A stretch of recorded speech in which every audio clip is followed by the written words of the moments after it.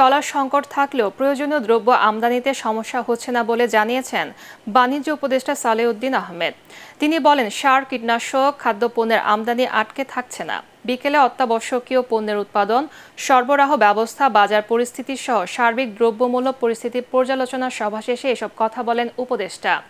বাজার সিন্ডিকেট সহ সার্বিক পরিস্থিতি নিয়ন্ত্রণ অন্তর্বর্তী সরকারের জন্য কঠিন উল্লেখ করে সালেউদ্দিন আহমেদ বলেন, উপদেষ্টারা তাদের নিজ নিজ পেশাতে কাজ করতে স্বাচ্ছন্দ্য বোধ করেন।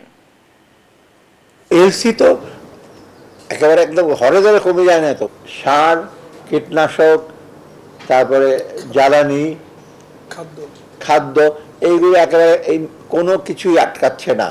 যেমনি পারো বাংলাদেশ ব্যাংক ম্যানেজ করছে, মেকানিজম আছে। এটাতে আমার মনে হয় না খুব অসুবিধা হবে। একটু কিছু কিছু জায়গায় আছে, হয়তো কিছুটা সময় লাগবে, বাট অতি প্রয়োজনীয় জিনিসপত্র কোনো আটকাবে না।